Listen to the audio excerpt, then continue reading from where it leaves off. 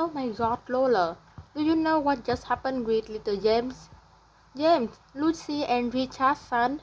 I have no idea. He was diagnosed with autism yesterday. The family pathologist told his parents James would have to take mood stabilizers for at least 2 years. For real? But he's only 7 years old. How he supposed to cope with such a serious illness? And what about the side effects of his medication too? I heard drugs that treat mental illness often lead to long-term health problems. He might suffer a lot after 2 years of taking them. I'm with you and so are his parents, but James has left with no other choice. Do you remember last year when he had a panic attack? He kept yelling and screaming for hours.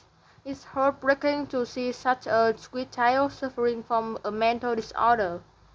That poor little guy. Have Lucy and Richard considered trying some creative therapies? I don't think so. They are still in shock after hearing the news. I was told that Richard doesn't want to believe that his son even has a mental illness, and has decided to hire another psychiatrist to take a look at his son's case. I can understand his reaction, but Lucy and Richard have to stay strong for their child.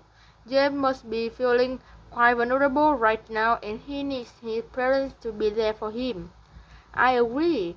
Mental health is as important as physical health, and we should never underestimate it.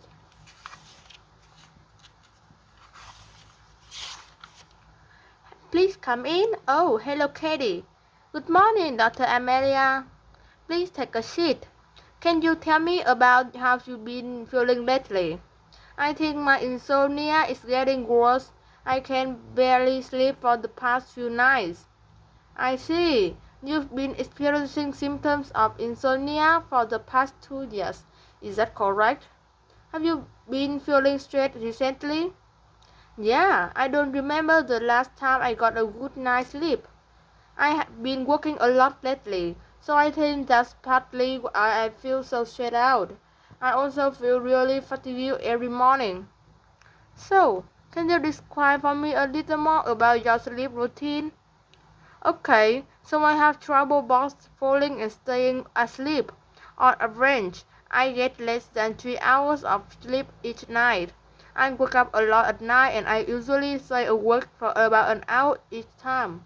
When I wake up and definitely can't seem to get back to sleep for the rest of the night. It's usually around 2 a.m. I'm not satisfied with what little sleep I am getting at all. I understand. When you wake up in the morning, your brain sends signal that move it into an alert or active state. This helps you stay awake during a day. If these signals don't slow down at night and you stay in an alerted state, then your brain is believed to be in a position of overactivity. That this means your work cycle is active and your sleep cycle can take over, which results in your insomnia. I see. I will write you out a prescription for something that will help you sleep. Please take this medicine daily and don't skip any meal. Avoid caffeine. Try to reduce your source of stress and relax your mind at night. Hello, Mr. Smith. How are you feeling today? You don't look your usual self. I woke up this morning feeling terrible and thought I better get down here right away. Let me check you out. Oh yeah, you have an ear infection. I'm going to prescribe you an antibiotic to help with this. I suggest you get this prescription filled out right away. These things tend to get worse the longer you leave them. Okay, doctor, do you know if the medicine is going to make me drowsy? Don't want to be tired at work. Whatever that medicine you gave me last year made me feel really tired. I don't know what the active ingredient is that in that one was, but it could have put a horse to sleep. No, don't worry. This medicine won't make you drowsy. It is not a sedative. What I gave you last year was an antidepressant. Fatigue is a common side effect of those. Are there any side effects to what you are giving me now?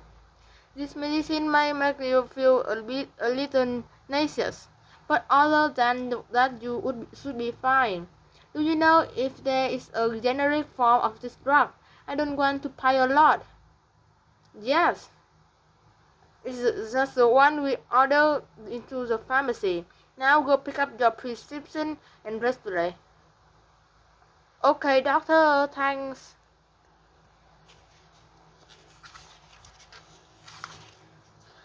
What happened to you? You put on like a ton of weight since I saw you at Christmas. Oh yeah, well, to be honest, I started changing my life. Yesterday, I'm on the waffle diet. I've never even heard of the waffle diet. What is that? Ah, it's too difficult to explain. I found information about it in my junk mail the other day. Listen, I think you might be getting scammed. If you want to lose weight, you need to do it the right way. Okay, well, look at my running shoes over there.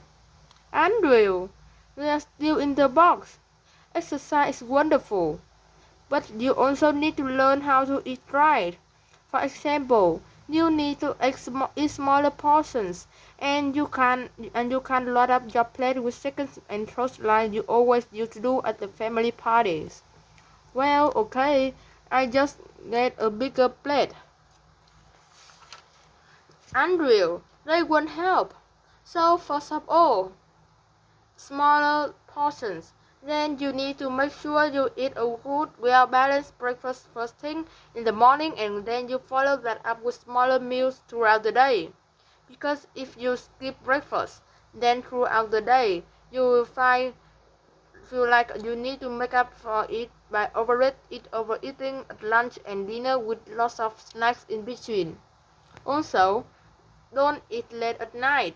Everybody loves a late night snack, but a lot of the time, it's really high calorie stuff like ice cream and things. Your body is not active at night to burn it off, so you just store all those calories as fat. Easier than dances. Got any more big tips for me? Okay, you got to cut out the fast food and start eating a lot more fresh food and vegetables. And definitely cut way back on all the sugar. Oh boy, this is going to be tough.